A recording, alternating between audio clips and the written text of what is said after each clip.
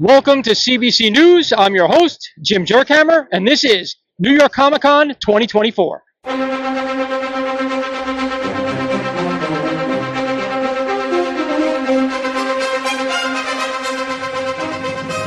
Welcome to this special edition of CBC News. I'm your host, Jim Jerkhammer. New York Comic Con 2024 is underway as comic collectors, cosplayers, trading card enthusiasts, and gamers alike gather at the world-famous Jacob Javits Center for this year's annual New York Comic Con. The hustle and bustle of New York City, the smell of halal meat and raw sewage at the tip of your tongue, and don't forget the criminals outside the convention center passing out CDs in hopes of stealing money from traveling tourists. Yes, New York Comic Con is an event like no other, where attendees stand in line for hours at a time just to purchase overpriced con exclusives, spend $80 on an action figure they could have purchased online for $30, and meander in the aisles so no one can actually move around the show floor. There were some vintage comics on hand at this year's con, and Mighty Comics and Collectibles is on the ground with a few of those comic book vendors. Lawrence? So I'm here with Paul from Briscoe Comics. I know you do a bunch of Instagram live sales, but have you set up a New York Comic Con before? No, actually, this is my first time doing New York Comic Con, so I'm pretty excited. I've been here in the past as a guest, but first time selling. Yeah. So far, how's it going? How was yesterday? Today's Friday, by the way. It's been fantastic. We've been selling since setup, actually. Yesterday was a crazy day. We sold a ton of books, some big books, Batman 11, Batman 121, and a 5.0. So some really big books have popped off. Been a lot of people coming through yesterday, and we're hoping today's just as busy being Friday. So, where are you based out of? So I'm out of Pottstown, PA, which is about 30-40 minutes northwest of Philly. Do you have an online presence, Instagram? Yeah, so I'm on Instagram as Brixco_comics, and you can check me out online there. And if you ever look up Bricks and Company Comics in the Pottstown area, I come up with my shop and my information. Awesome. So you do have a brick and mortar as well? Yeah, so I have a permanent inside shop and a flea market. They're open 3 days a week, Friday, Saturday, and Sunday in Bally, which is Bally, PA. It's called Fences Indoor Flea Market, and I've got a permanent shop in there. Awesome. So let me ask a question. As you know, it's been a rough few years in the comic market as far as valuations. How do you feel about the comic market right now? It's a perfect time, actually, for buyers. It's not really the great seller market. It is in the sense of if you're getting stuff at a good value to be able to resell it.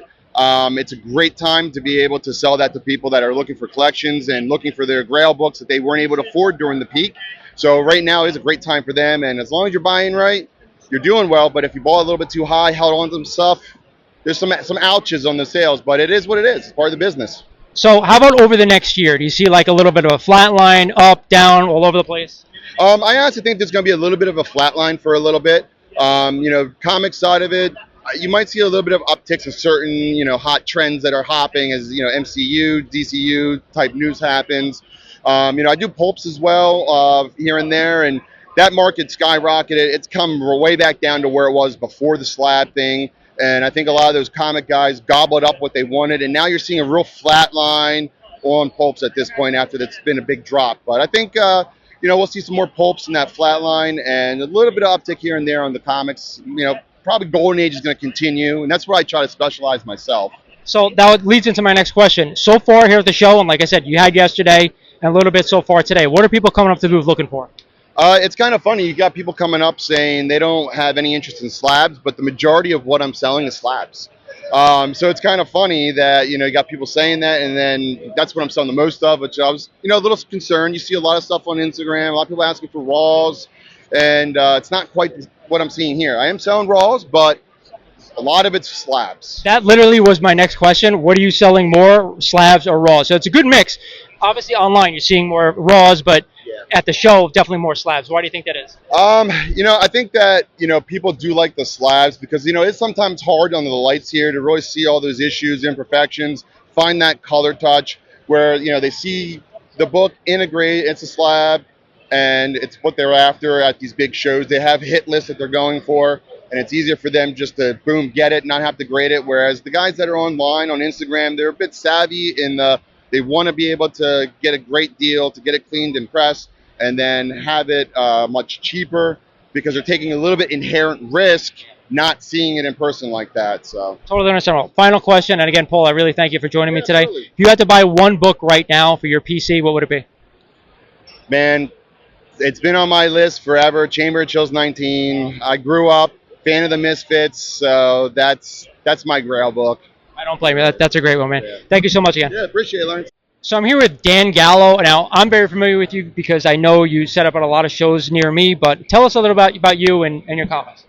Well, I've been doing this full time for the last 15 years, but I've been in the hobby probably since I was 9 years old. I set up at some local shows and I sell online. So obviously, I'm assuming you've been to New York Comic Con before set up? Yeah, I've been doing this for at least 15 years. Awesome. How about any other local shows in the area you do? I do a show in Clifton, New Jersey. It's a monthly show. It's it's the second Sunday of every month. Cool. So it's been a rough few years for comics after the boom.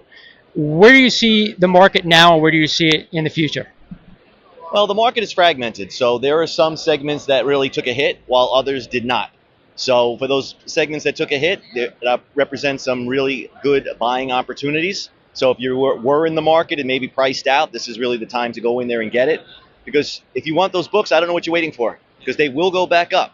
If not today or tomorrow, in a couple of months, and you'll be kicking yourself. So that's what I would say. And if you get books, come to me. There you go. So one other question.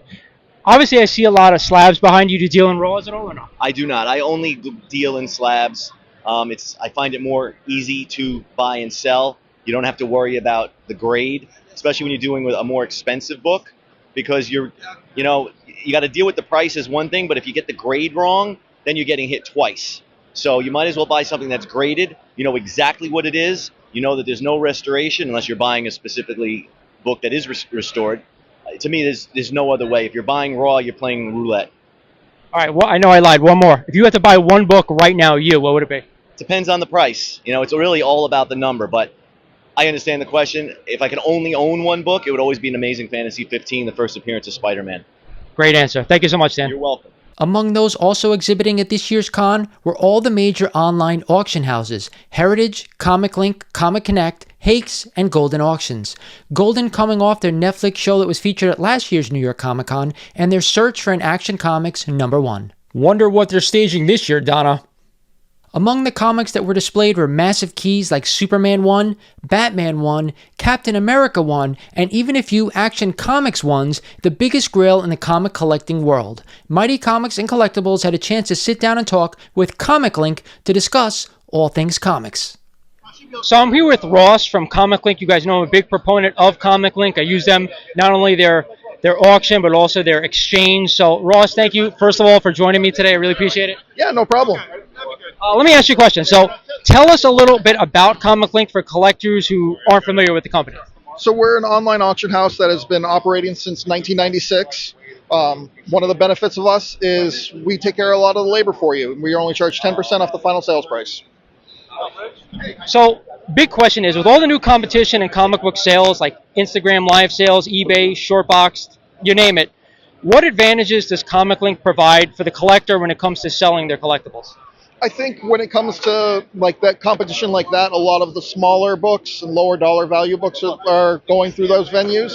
I find that a lot of my clients, even if they sell through those venues, when they come up with a big book, they still come to us because they trust that we're going to have the proper clientele, we're going to handle the book properly, it's going to get shipped properly, all of that, and that any of their actual issues and problems you might have with Instagram, you're not going to have when you're with Comic Link. I could vouch for them because I've been using Comic Link since the early 2000s, both the exchange, like I said before, and the auction. And the 10% thing is huge because some of the other auction houses are 15 to 20, and as you know, eBay is like a crazy 16%. So the comic market itself, what are you seeing now as far as strength, and what do you foresee over the next year relating to the demand for vintage comics? So what I've seen and what I think is going to occur, Golden Age, of course, has always been solid, super strong contender. Obviously, in the past couple of years, we've seen a drop in Silver Age and Modern.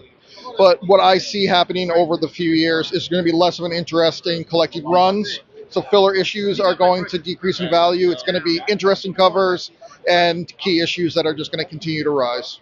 All right, so here's a great question that a lot of collectors always ask me about is, what do you say to the collector who's afraid of listing a book at auction because they're afraid it will sell them what they're expecting?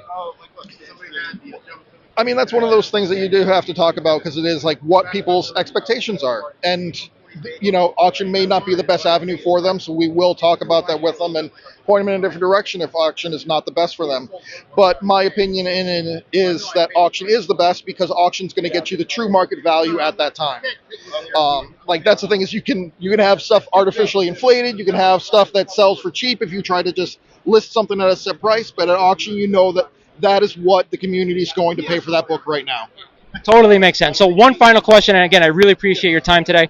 If you're a collector right now, are you buying right now, or are you waiting for prices to kind of drop a little bit further, or are you selling still? Right now, I'm buying, but as a collector, because I am a collector myself, so I am buying as a collector just to add to my collection, because I'm like, oh, it's not as expensive as it was 2 years ago. Thank you so much for your time. No problem. Thank you very much. With the grading wars heating up and the fight to slab your comics underway, New York Comic Con was the perfect time to check in with each of the grading companies and what they have to offer. CBCS offered up the new manga case, which was massive yet undeniably the coolest looking case at the show. Too bad nobody actually collects manga. Then there was CGC, the leader as it stands in comic book grading, taking submissions at the show for not only comics, but also video games and trading cards. Their booth was packed with eager collectors dropping off their JSA verified or CGC witness signatures, unfazed by the current Bananagate scandal rocking CGC earlier this month. Our team had a chance to talk with CGC Comics, but were forced to keep it clean. So we're here with Andrew from CGC Comics. Thank you for joining me, Andrew. Of course, bro. Of course. So, New York Comic Con. It's always one of the biggest shows of the year. So far, what are people bringing to the booth? Well, there's been some pretty crazy bangers coming through the booth. Not even maybe 30 minutes into the show yesterday. We had an AF-15 on the table. Lots of great Golden Age submissions. Really cool exclusives that we're seeing at the show too. A lot of Doctor Doom stuff and everything like that. That seems to be the big character right now, of course. That's pretty much what we've seen comic wise. We've also seen a lot of great video games and home video. Just yesterday, a gentleman came through with a Vintage Nightmare on Elm Street video game, and our Greater Kenneth assessed it and everything like that, and let him know that it was actually a resealed copy and everything like that. And I got to learn a little bit about how that stuff worked, which I'm not a video game collector, so yeah, that was really cool to see. Pulps as well. We just opened up JSA authentication for pulps, so pulps that are signed by a lot of these, people who worked on these books, and they're unfortunately no longer with us. And signature series, we can't bring people back, so we can't really witness those signatures. So having that for JSA is really cool now. So that's probably, honestly, personally, my favorite thing that I've seen come through this show so far, seeing a signed pulp. What do you think the rarest thing that's come to the booth so far? And it's only the second day. Today's Friday. Now, here's the thing. I personally don't know exactly the rarity on it, but to me, I saw something at least I think it's rare.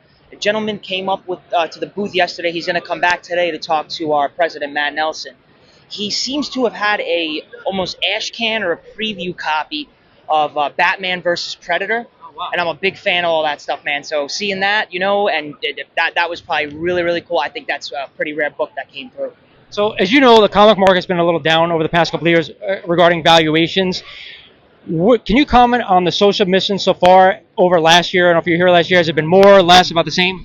Well, I definitely think the show hasn't really changed. I'm looking forward to seeing how today and Saturday goes, crowd-wise. But as for, how the community and just everything in the market has changed over the years, I always am blaming COVID, just because that really changed everything as a whole, and nobody really wants to go back to that time, unfortunately, for the reasons said. But obviously, that was at a time when people couldn't get to cons and people couldn't go shop out in person. So prices were going up, signings were popping up, private signings all over the place and everything like that. So I don't think we're really ever going to get back to that unless, God forbid, a really unfortunate pandemic hits us again, which I don't want.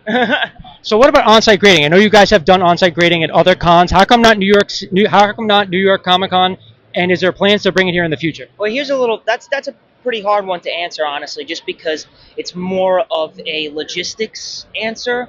It's just the sheer, we got to bring all that stuff over, and at a show like this, personally, I'm sure in New York, they do their best to fit everybody in. They need a space for this person and a space for this booth and this room's this panel and everything else. And I just feel like I really don't genuinely know the correct answer, but I feel like we just can't accommodate it here in New York, or unfortunately New York just couldn't accommodate us. We need a special space to do all that sort of thing and make sure your comics are taken care of and graded privately and, slabbed and ready to go back to you right at the booth. So I just feel like, New York just didn't have the space for us to do that. Same with San Diego, shows like that. Yeah, they're huge shows, so I totally understand that. Yeah, All right, so one final question.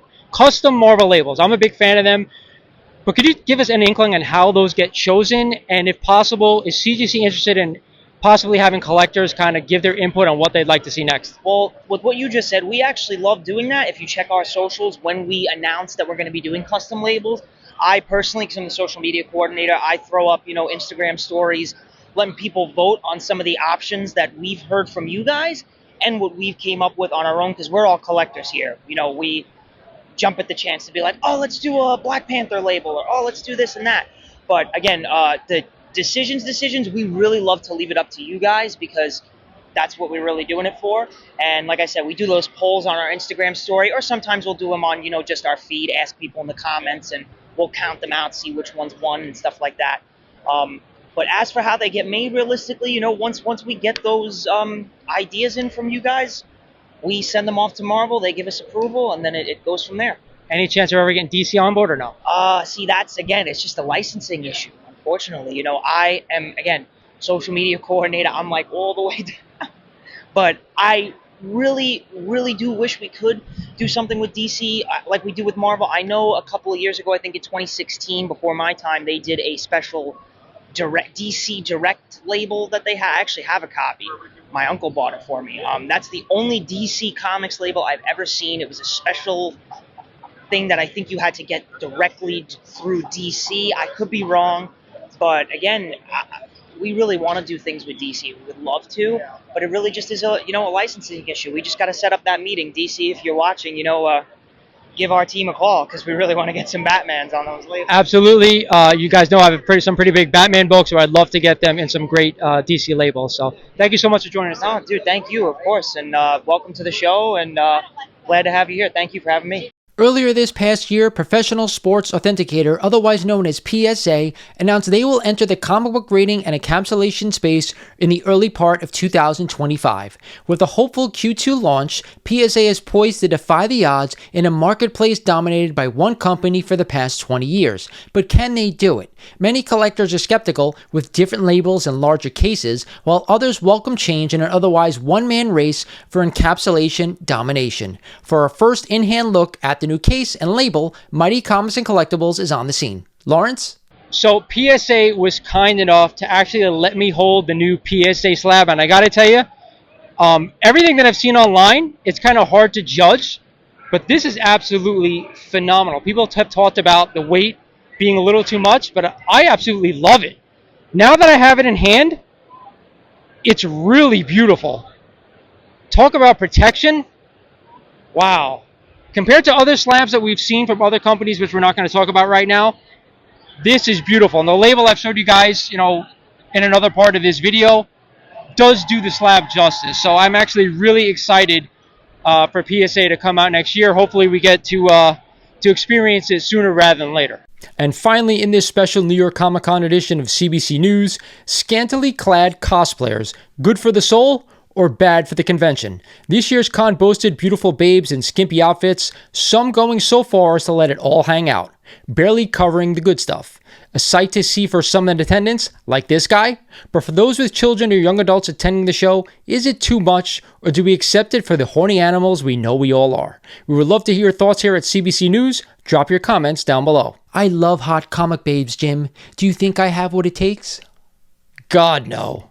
And that's it for this edition of CBC News. I'm your host, Jim Jerkhammer. Collect responsibly.